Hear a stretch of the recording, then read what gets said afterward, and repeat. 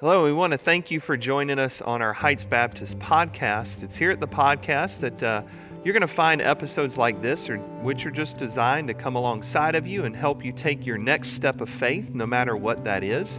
You know, our mission of our church is to love and to lead all people to a new life with Christ. And so I'm joined again today by my co-host and colleague and friend and music extraordinaire, the player of all instruments. It player seems of like some instruments. whatever. Yeah. The one-man band, how about just put it that way. Yeah. Pastor Matt Hogan, who is our worship pastor and media pastor here at Heights. And this is episode 2 of a two-parter that we had. The first episode that we encourage you to maybe go back and listen to if you haven't yet and watch is how to process grief within yourself and how to kind of do that. And this episode, Matt, what are we going to focus on? Well, we're going to be looking at sort of the other side of the same question. It's going to be how can we help others who are grieving? Yeah. You know, we as a church, we've been walking through a very hard season where we have done a lot of funerals and memorial services. We've had several of our members that have gone to be with the Lord recently. The last several weeks, we've had several funerals, and so we thought this might be something kind of timely, right? Because we've got members of our church family that are walking through grief right now, and we've got members of our church family who are going to be walking alongside those who are dealing with grief right now. Yes, yeah, and that's a good point. And then folks in our community, right? Obviously, that whether that person has a friend or other family members or things. So I think when we talk about trouble, times of grief, Job says in the book of Job, all man's system, destined for trouble as the sparks fly upward. We're all going to have it. We're all going to experience grief, and we're using grief in the sense of applying right now to a family member maybe passing away or a friend passing away. But we didn't do this last episode. It just came to my mind.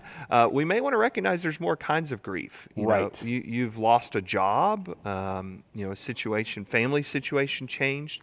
In the special needs community, we talk about when you get a diagnosis for your child, that's a period of grief, So let's put grief in that category of some type of loss that really has affected you or impacted you. And so I think everything we said previous episode, even though we didn't define it out like I just did, still applies. Yeah. And then this episode, we want to talk about how to maybe help our friends, our family members, our church members out, and just how to process this kind of grief. So where do you start? What do you think? So in the book of Job, at the beginning of that, there's a period where Job's 3 friends come to comfort him. Right. And they're with him and they don't say a word for a week. Yeah. And then they start talking and then all the trouble happens. Right. Right. And so recognizing a principle in there, I think, is what I call practicing the ministry of presence. In other words, be there physically for your friend, for your loved one. Right. Don't worry as much about what you need to say. Yeah. Sometimes you need to show up. Right. Groceries, dinner, help with laundry, help pick up kids. Yeah. We talked last week about how when somebody is dealing with grief, they may be kind of really overwhelmed by logistics. Yeah. Because there's a lot of decisions that need to be made, right. and there's a lot of paperwork, and there might be investigations or there's all sorts of things that can be going on. And so that person may be kind of really swamped, especially in the beginning. Yeah. And so being able to come alongside that person and help with just some daily stuff is very helpful. Yes. Yeah. And I think, take them to a movie, go do something with them, be there, and I think that's a good word. And there's, how do you know when to be there? How do you not know when to be there? I don't have a great answer on that one. I right, because one of the things that happens when people are grieving is they do need some space. They may need some time to process. Yeah. So I guess the way you would answer that is it's just a matter of discernment. Right. I think so. What do you know about the person? Right. Yeah. What are you seeing? Yeah. What are you hearing in their voice? What are you seeing in their body language? Right. And not get offended if you go, hey, let's go to a movie. No, I don't want to tonight. Okay. I'll ask you maybe in a couple of weeks or in a couple of nights. Like, don't, as the one who's trying to help, don't get offended if at first they're pushing back on that. Right. Because they may be, when you talk about the 5 stages of grief, they may be hitting anger right now. And, We talked last week about how one of the ways that kind of people react to grief is to kind of lash out. Right. And so then I would say also just measure that person a lot of grace. Yeah. Yeah. Know if they say something angry or hurtful, know that that's coming from a place of pain. Right. And just consider that. Yeah. And check back in on them later. Sure. Yeah. Because people grieve differently, and sometimes that is something folks do is they'll lash out when they may not be a person who normally lashes out. Right. And so one thing I try to do in practicing the ministry of presence is listen. Just listen. Ask questions. Ask maybe open-ended questions. Just let them talk. So take them out to dinner and just let them talk and give them the freedom to talk. Give them the okay. This is okay. If you need to get angry or you need to say some things, like, that's okay. I can sit and listen. I could do that well. I mean, but I just think, like Job's friends, the more they started talking is where it went sideways on them. It's just that early day if they were there, maybe helping out with the food or something. I know the text doesn't say, or cut the lawn. Did they have lawns there to cut, or was this more desert climate? So I don't think. No idea. Rake the sand. I don't know what they did, but whatever yard work, they maybe had picked it up for Job at that point, So good. So practicing a ministry of presence would be another one. You mentioned something just then, and we talked about it last episode quite a bit, is when you have a loss, there's so many, if a family member, has passed away, there's so many decisions kind of as the survivor that you got to make. And I'm always just so floored by the amount of decisions that take place. And this was in Maryland. I was working with the funeral home, helping a family through a loss. And it's the only funeral home I've ever seen do it. And so if there's others out there that do, I'm not putting them, my bad. But I've only seen it once. They literally had like a little trapper keeper notebook for the wife. Her husband had passed away. And I mean, it was tabbed out, and they were like, here's all the forms you're going to need. Here's who you contact. Here's the timelines. I mean, it was amazing. And they were just kind of like, here you go, because walk you through that process. There's so many things to do in that. And so that really triggers a lot of times decision fatigue. Right. Like you're having to make so many decisions. The basic ones just wear you out. Like, what am I going to eat for dinner? I've already made 100 decisions, and now I got to eat. So how do you help somebody in that, you think, in a practical way? I call this being proactive, but basically, so what a lot of times we want to say when we have a friend or a loved one that's walking through grief is there anything I can do? Right. The problem is when you phrase it in the form of a question like that, that gives them one more decision they need to make. And they're hurting, they're vulnerable, they don't want to be a burden. Yeah. And so that their first reaction is always going to be, no, that's okay, I'm fine. Yeah. When they're really not fine. Right. And so what you do, and this is something that members of our church did for us when Nancy Ann passed away a couple of weeks ago. I'm bringing dinner to your house. What time do you want it to be there? Yeah. Right.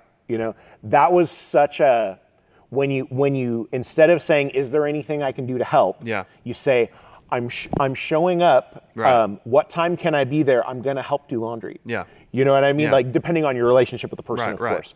But I mean, when you phrase it like that, that takes some of the pressure off of the person who's making those decisions, and it also just kind of puts them in a place where you're going to come help. Yeah. Rather than them saying, no, that's okay, I've got it. Right. You say, no, and you and Sandra did that for us during that season, and we had other people in the church that did the same thing. We're bringing you dinner. What time do you want to eat? Right, yeah. That was incredibly helpful and Yeah. very, and very much appreciated. Yeah, text me your order. It'll be there at 5:30. Right? Yeah. Yeah, and I mean that's something we've learned over the years. I think Sandra's the pro at it. She gives me the marching orders really, which is probably no surprise if somebody knows us for more than 5 minutes. But because I need the marching orders. She's written a lot on that, because as helping families with special needs. There's a lot of grief at times, Yeah. and that's something we've discovered even personally in our own lives as we've dealt with grief at times. Is you just can't make the basic decisions, and you need somebody to come in and go, hey, I'm going to come over and fold laundry or mow your grass, and it's super helpful, because it frees up that area for your mind to make that decision you need to make. That's bigger than dinner, but you still need to eat dinner. And we talked about that last time. You still need to eat and sleep and do those things. So I remember the last time that I was in the hospital. A couple of years ago, I had a medical emergency and was really sick and was in the hospital for several days. And a good friend of mine called me and said, "Is there anything I can do?" And Yeah. I was like, come to think of it, I was in the middle of having a struggle with our insurance okay. because of the tree was too close to the roof. Oh wow. And in that moment, in that hospital bed, that's like all I could think about was that I was in the middle of having Yeah. this fight with homeowners insurance. And I was like, is there any way you Yeah. could get somebody to come over and Yeah. trim that tree real quick Right. so that we could put this behind us? And she did, and it was incredible. Oh, that's awesome. Like, Yeah. it's little things sometimes are like, They're big. It was probably a 15-minute job. Yeah, But yeah. that 15-minute job gave me so much peace of mind laying in that hospital bed. Right, you know, right. as I was dealing with all of that. Yeah. No, that's good. That's those little things. Even though we may think as the person helping, oh, that's just going over and trimming a tree. It's huge for the It's person you're huge. helping. So those little acts go a long, long way. So that's good. So another way I think to help somebody out, and we kind of talked about this before we turned the camera on, is what do you say? What do you not say? I mean, because yes, you need to practice a ministry of presence, but you don't want to be weird and awkward and never talk to the person while you're there. Right. Yeah. But we want to be careful on things that we say and not say. So what do you think, walking a line there, a little balance of what's appropriate, not appropriate, Don't be afraid to not have answers. Yeah. Depending on where this person is in the grieving process, because Right. early on, when a tragedy first happens, when they're first experiencing a loss, they may be kind of numb, they may be kind of in shock. There might not be a lot of questions. Yeah. Or there may be so many questions as they're making arrangements that there's not time to say, why did this happen? Why did God do this? Ask those kinds of hard life questions. Right. But those questions will come. Yeah. And when they come, it's okay to not have good answers. Yeah. I would say it's okay, be comfortable if there's silence. Mm-hmm. If you're spending time with her, it's okay if the TV's on. Yeah. It's okay to talk about, mundane life stuff, routine stuff. That's Yeah. okay too. Yeah. And it's okay to just say, I'm so sorry. Right. Yeah. And don't feel like, or don't be afraid that you're going to get asked a question, about the sovereignty of God and how that relates to human suffering and the reality of living in a sinful, fallen world. Right. Those questions are going to come. Yeah. And when they come, it's okay to say, I don't know. Yeah. But I'm so sorry. Right. Right. Yeah. And I think in those moments, gently also pivot to the gospel. Right. I've had those conversations with friends and family members and church members of, why did this happen? Why? I can't answer why, but I can tell you what I know. Like I can tell you the promise of God's word, John 3:16. I mean, you can simply share that. For God so loved the world, he gave his only begotten Son, that whoever believes in him should not perish but have everlasting life. And if the person was a believer, I can't ask or answer, why did they get sick in this way and pass away at such a young age? But, your dad was a believer in Jesus. And what I can tell you right now is what I know. This is what the Bible says. And so, I can't answer that question specifically, But let me give you some hope right now. It's usually the way I try to phrase it. I want you to have hope. While you're wrestling with that question, here's some hope to have, and so to try to figure out a way to do what we're called to do and instill hope in people, because there are going to be some questions like that we just don't know the answer to, that we're going to get asked. Be careful. I think there are ways to maybe gently correct some theology that might not be always biblical. I know one of the sayings is maybe, heaven gained another angel.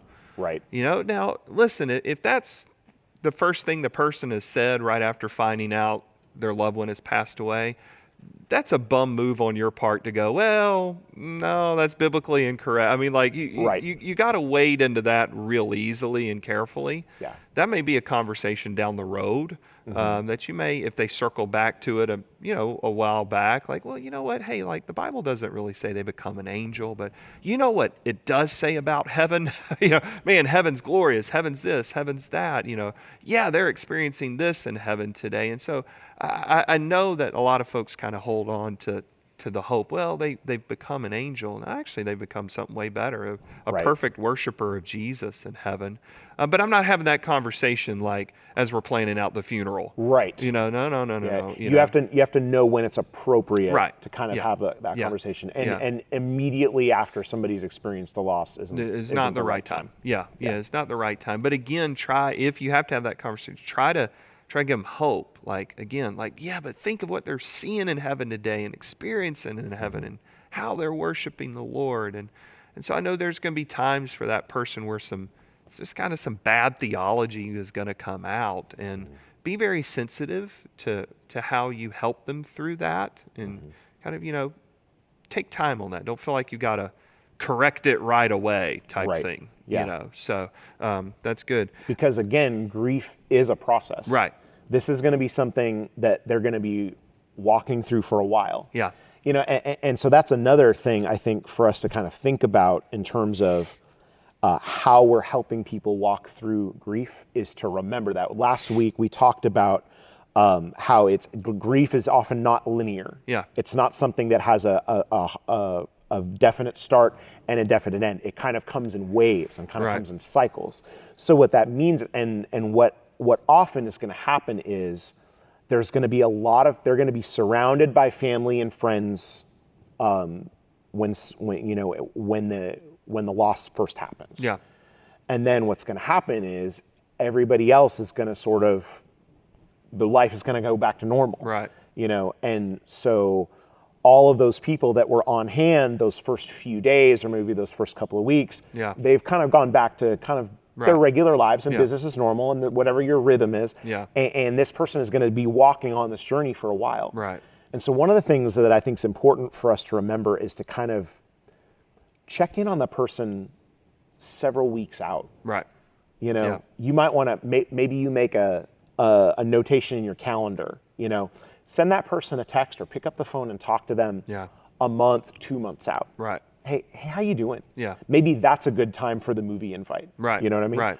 And another thing to kind of be aware of, just knowing that they're going to be in this process for a while, is to kind of be aware of important dates. Mm-hmm. So, especially if it's a person who's passed. Yeah. Their birthday, Right. anniversary, Yeah. and then any holidays that are going to be the 1st time that they're having holidays without that person present. Yeah. So for an example, my mother-in-law went to be with the Lord a few weeks ago, and so I've got a couple of dates on my calendar. Right. One of those dates I have on my calendar is her birthday. Yeah. Because I know that's going to be a hard day. Right. And it's going to be a hard day for my wife. It's going to be a hard day for my kids. Yeah. It's going to be a hard day for the rest of her family. Right. So days like that. I know Thanksgiving is going to be hard this year. I know Christmas is going to be hard this Yeah. year. And so again, planning ahead of time to measure extra grace. Right. There might be some tempers that flare when family gets together. Yeah. Maybe more than we're used to. Or Right. maybe, there might be some thing, somebody might get snippy. Everybody's going to be dealing with the fact that we're getting together for a meal and grandma's not here. Yeah. Yeah. And so kind of preparing for that, preparing for, some of those important dates, your iCalendar or Google Calendar is a great tool to use when you're helping somebody who's walking through that process. Yeah, no, that's good. I've usually on Christmas Eve, I've not done this perfectly every Christmas Eve, but there are Christmas Eves in the past that I've said, hey, Sandra, I need to make a few phone calls. And it's sometimes to some of the widows in our church or widowers who, for the first time, this is their first Christmas, and I've done that over the past, and some are like, I can't believe you called me on Christmas Eve. I was like, just thinking about you. How you doing? And watch for Facebook memories. That's I tried to phrase that. I didn't want to be like stalk Facebook, but your friend may post on Facebook the memory of the anniversary of the passing or their wedding anniversary, or we see those sometimes. And I know it's easy to kind of click the heart button or, what is it, the care button now. We have the emoticon with the guy holding the heart but take an extra step. Write him a note, shoot him a text, give him a call. Just, hey, think about you today. How you doing? Just taking that extra step, but just reminding them that you're there, and that is a good way to serve others even months down the road. I'm still here, still, with that. And so that's good. Any final words on kind of ways we can help people through grief? I think I would just say, like we talked about, just constantly leading them to the gospel. Yeah. The ultimate answer to the brokenness and the sadness that we encounter in this world is Jesus. Yeah, that's good. Yeah. I don't have anything to add to the gospel, as Paul said. So let it end on that. Yeah. So I hope that you found these really 2 episodes helpful, because we do recognize right now we are a culture that's hurting. And so what we want to try to do is just help you maybe where you are in a grief cycle, or help equip you to help someone else. And so we'd love to hear from you. If you've got any questions, certainly you can comment on our post here, or email our Facebook page, or contact us at the church. We'd love to come alongside of you and help you in any way that we possibly can. We meet here on Sunday mornings in person at 9 a.m. and 10:30 a.m. So if you are in our area, we would love to have you. If you're not in our area or just not able to come at this moment, we'd love to join you virtually. We'll be in our space here on YouTube page and Facebook page at 9 a.m. and 10:30 a.m. on Sundays as well. So thank you as always for clicking that subscribe button so you can stay up to date on our digital content, or sharing this post with a friend, because our desire is just to love and lead all people to a new life with Christ. And so until we see each other again next time, God bless, and I hope you have a great week.